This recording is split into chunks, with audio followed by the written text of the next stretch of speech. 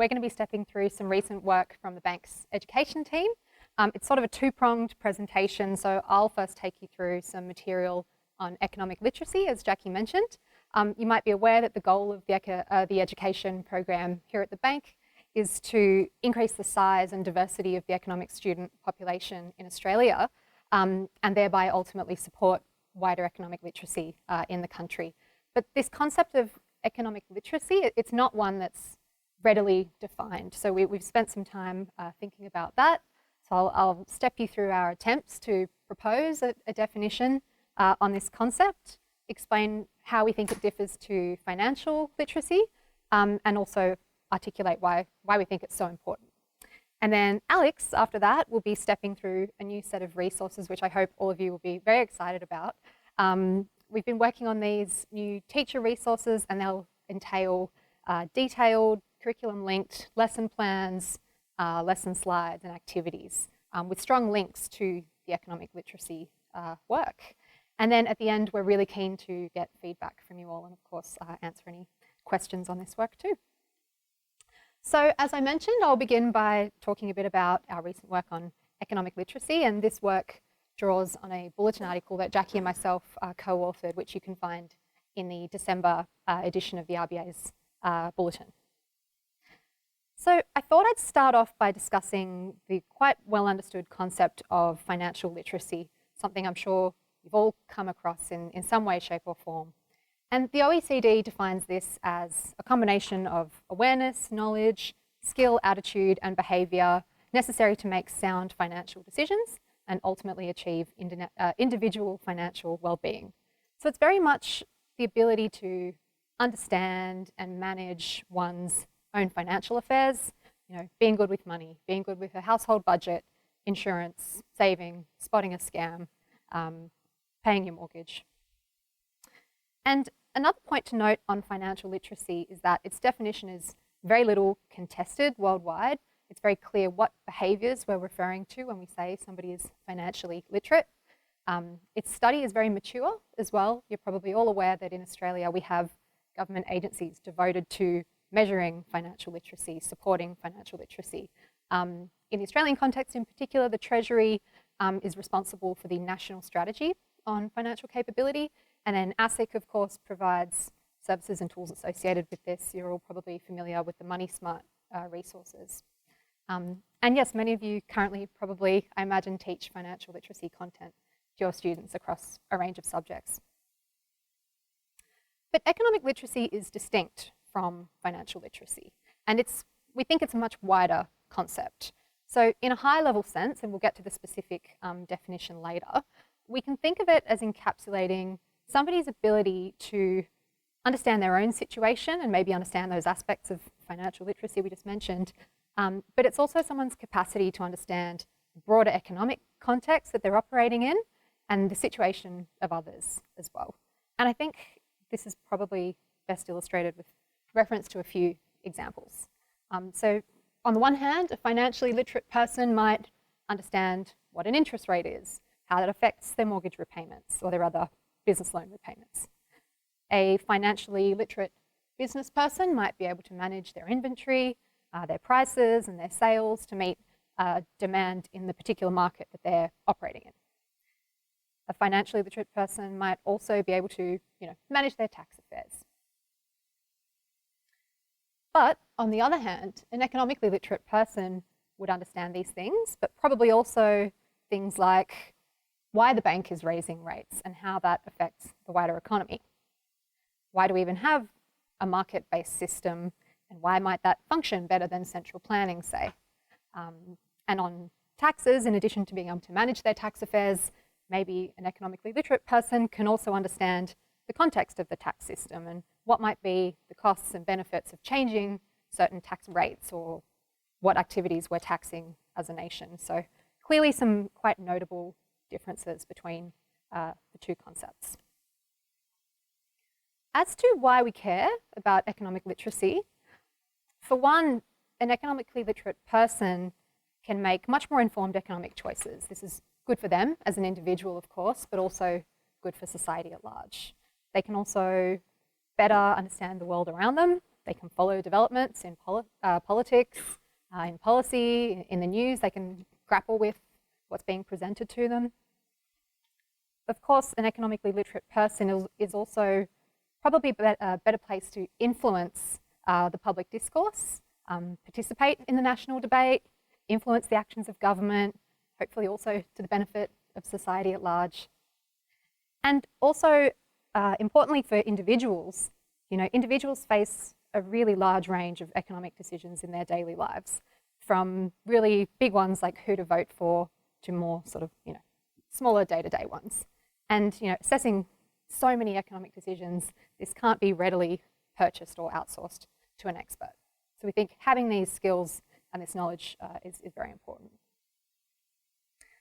But despite, I think, these very well-known benefits of economic literacy, it is a difficult concept to define.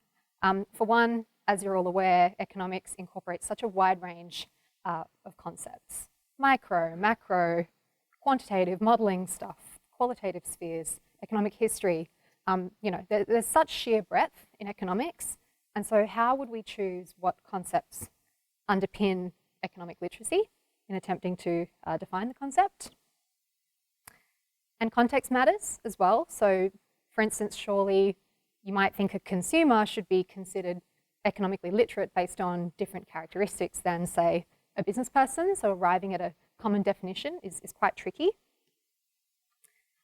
And what weight should we place on equipping someone to understand, maybe the economic decisions that affect them personally versus those that affect others or the country at large? How do we choose and weight the understanding of concepts and principles that are relevant to quite different contexts that requires a lot of judgment? And importantly as well, of course, much of economics is not value-free, and different people and groups have very different perspectives on how and why things might work the way they do in the economy, and this can often be sort of along ideological lines as well. So this means definitions can quickly become contentious or disputable.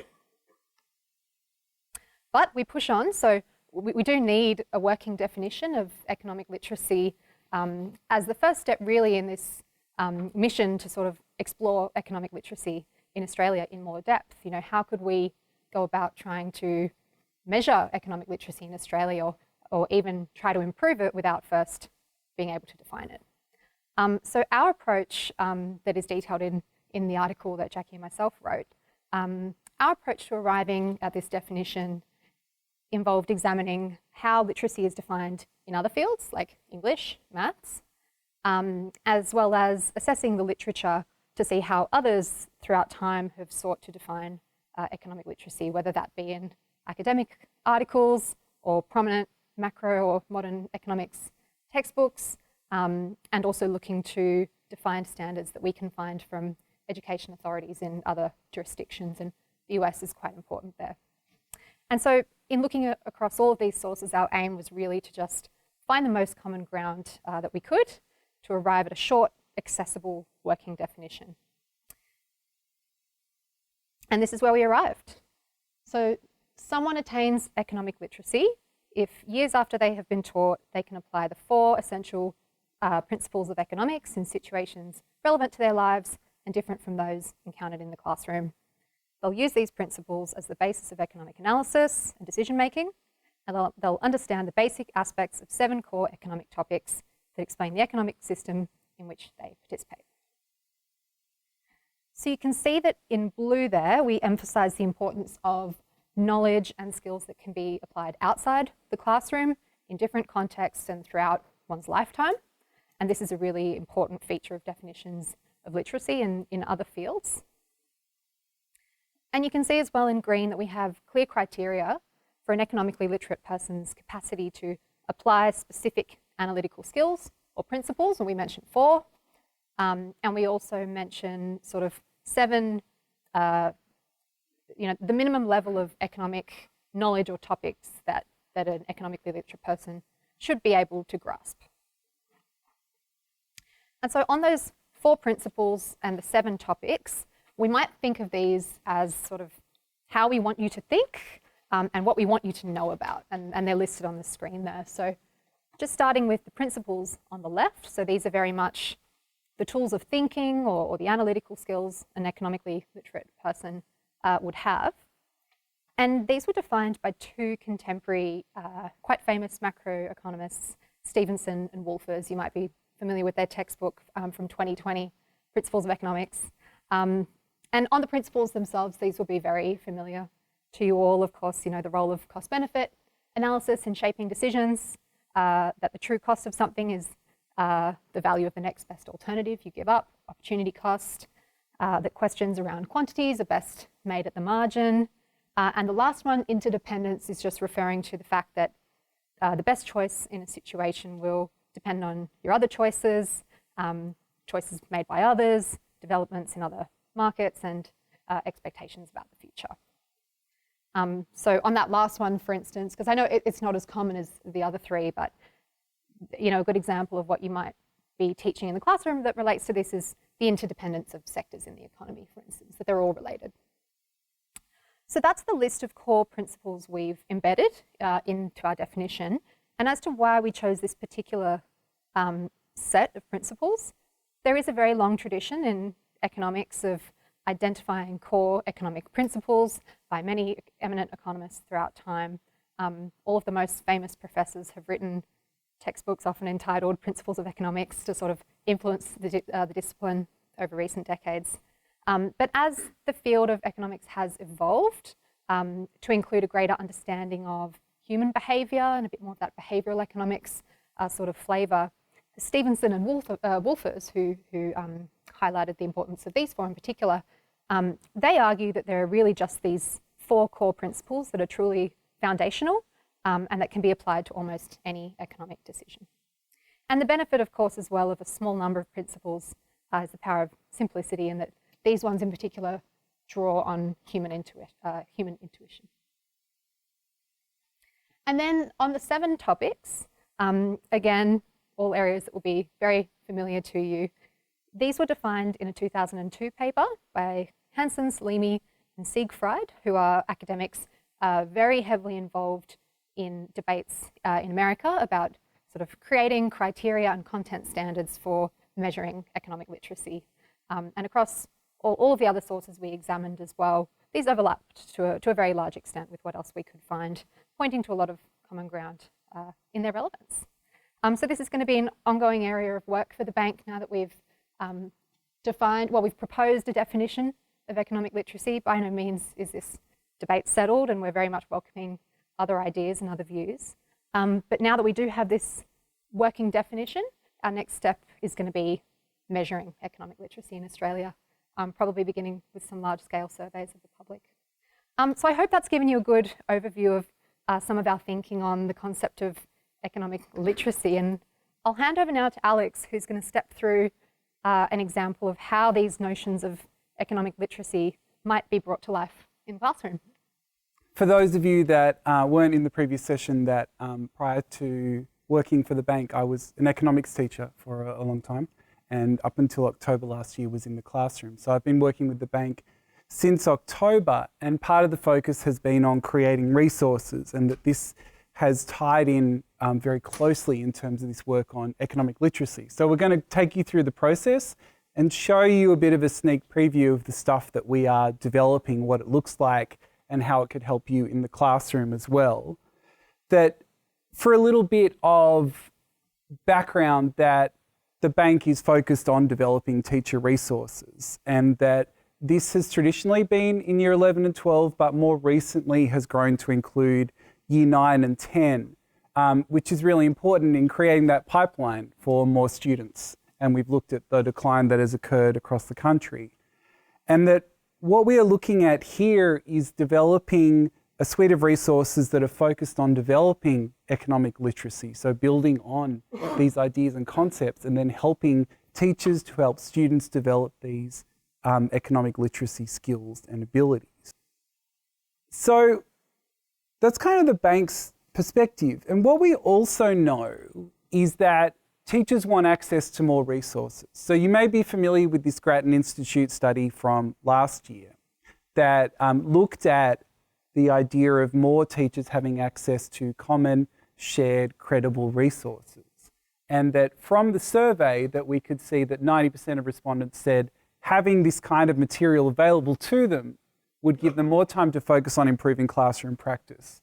And 88% of respondents said it would give them more time to evaluate and respond to individual student and learning needs.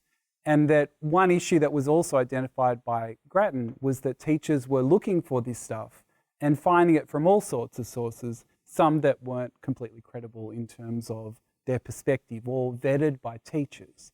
And so this kind of fed into our thinking as well. But the sort of complicating factor as well is this idea of what resources best serve Australia's teachers. You're probably very familiar with your own state's syllabus, but prior to getting to the bank, I didn't realise just how different things were across the country. And so coming in from a New South Wales perspective and saying, well, all we'll do is just hit every dot point from the economics unit in commerce. So you can see up the top there is New South Wales, right? And so typically 9 and 10 is when you would do the elective of commerce. And I anecdotally sort of have heard that schools would do the compulsory economics unit in Year 10. And that you can see that those are the sort of syllabus dot points that most closely relate to the bank's work. So if you're in New South Wales, Year 10, you're doing commerce, you're doing the compulsory economics unit, you're looking specifically at the 5-sector model, the interdependence between different sectors, and the business cycle and its impact on the economy, right? But if you are in WA and doing the compulsory business and economics unit, you are looking at things like economic performance and living standards. You're looking at the distribution of income and wealth. You're looking at the links between economic growth and living standards. That if we're thinking about developing resources that can help the sort of 9 and 10 level across the country, this is a difficult situation to be like, we're just going to hit these dot points and then it will meet people's needs. That actually similar content can be covered at different times, similar content being covered in different ways, and content can differ altogether.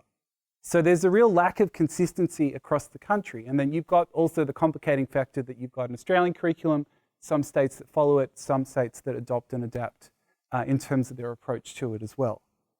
So, and that was WA. That was what I was saying there, that's how it differs in terms of those things. So we've got a situation where we've got economic literacy being important, central to PAE's work, that teachers want more resources, but we're sort of not sure about where to go in terms of how to structure it. And that there's also, there's not a sort of accepted definition or understanding of what makes an effective teacher resource.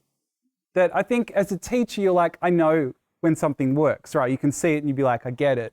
But in terms of coming at from an organisation producing resources more widely, in having a set of standards that are met in terms of this is how we know that the resources are effective. So there's not a lot of sort of metrics or data on that, but we went through the research and thought about 5 different things to focus on in making an effective teacher resource, that it aligns to the standards so that the resource you're teaching matches up with syllabus requirements, that it's comprehensive, so it's all in one. You don't have to hunt for many different places for the information about a particular thing, that it's engaging and accessible. And what I mean by that is that there are hooks in it for students' lives to get them engaged and interested before you get deep into the content, and that it's pitched at the right levels in terms of where it might come up, that it's coming from a credible source, so that there are people who are experts in the field that have worked on developing it, and that also that there's teacher involvement,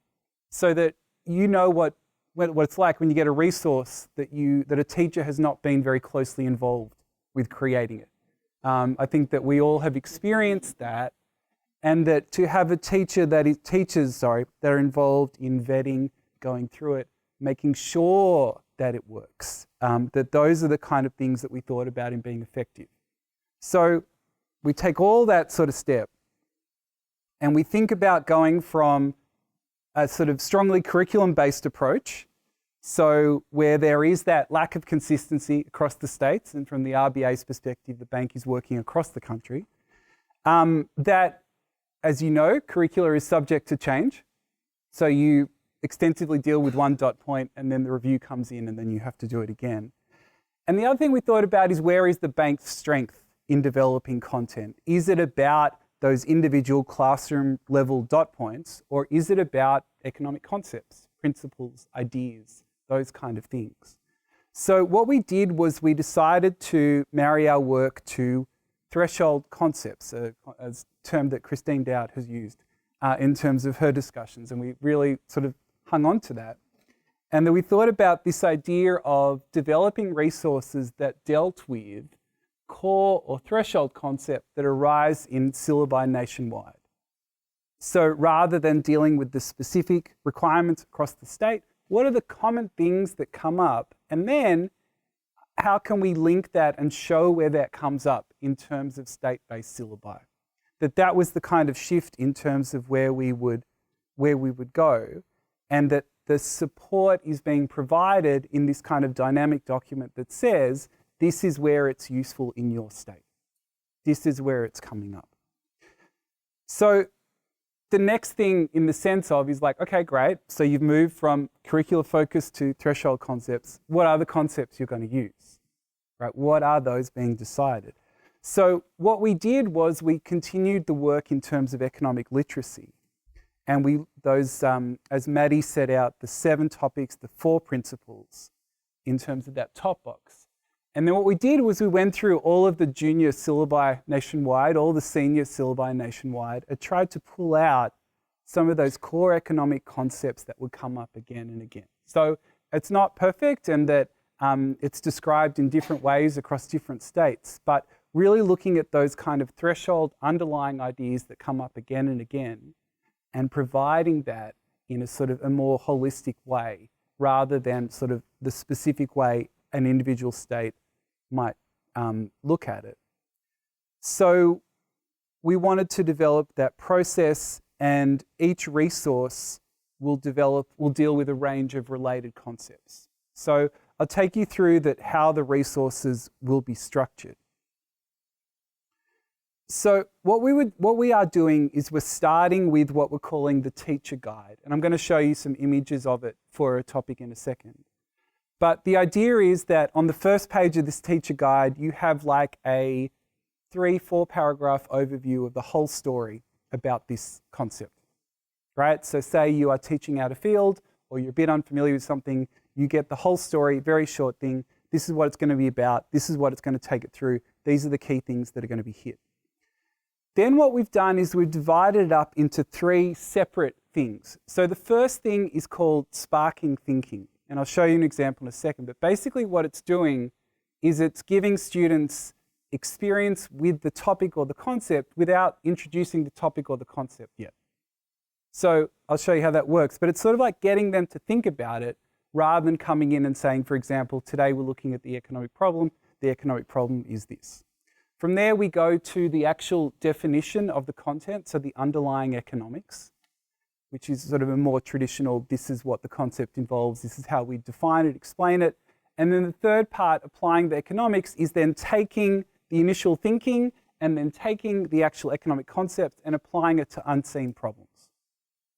So it's kind of like a way of stepping through the thing, the concept, the idea, in a sort of engaging way that's accessible to teachers, many teachers and students, and building on the work that has been done by PE in terms of the resources that are already highly used and highly valued. So there will be lesson slides and worksheets and those updated curricular links that will come through. So I've got a mock-up next. It's not like perfect, and we're sort of still revising it, but you can sort of see the rough overview in terms of how it's set up. So the first one we've looked at is the economic problem. The economic problem comes up everywhere in all those things. It's a very fundamental element of there. So what you can see here is that the teacher is given an overview on the front page of where it's going and what it involves. So really kind of like I can pick it up and say, okay, so this is what it's going to be about. These are the twists and turns we're going to take, and this is how it's going to go. And from there, in terms of that setup, we go into the section on sparking thinking and the underlying economics. So I'll read you out the sparking thinking part, for example. So we're looking at the economic problem. So we come in and we say to students, you're lining up for your favourite dish at the canteen, and it's run out. And then we ask students, without going into the economic problem or detail or whatever, what's happened here? Why has the canteen run out of food? And so it's getting them to think about, oh, okay, why has it run out of food? Why do things end? And then we look at another example here that the Australian government wants to provide everyone in the country with a new t-shirt every day to save the population having to do so much washing. And then we say, okay, the government has this policy. What obstacles could a government face to do this? And so from there, we go into the underlying economics, looking at the ideas of resources and scarcity, of the economic problem that Michelle set out at the very start of today. And then moving into applying the economics, the final stage of here is an unseen problem, an issue, apply this stuff that you've been working on. So that we're starting with 3 areas, so the economic problem, opportunity, cost, and resources. And we've got a few others that we would like to develop. But we wanted to share at this sort of early-ish stage our perspective on this and where we're going and really why we've taken this approach as well. And that it's trying to get around that issue where similar content is covered in different ways across the country. And we're trying to provide as much value as possible to teachers in order to help with economic literacy, increase the pipeline of students, and to meet the broader goals of PAE in terms of this as well. So if we think about where we're going in terms of this and the conclusions, I think the broader point is that we wanted to share this with you to bring you along on this process as well and to get your ideas and thoughts, that if you are thinking about economics as a whole and you're thinking about the junior years leading into the senior years, what are the key concepts and ideas that simply have to be covered, that are going to come up in other ways, that are going to be foundational for the next steps in terms of studying. And that it's sort of worth thinking about more broadly in terms of that developing economics as a branch of knowledge that helps so much in terms of understanding about the way our society and our lives work and in developing those core principles of economic literacy.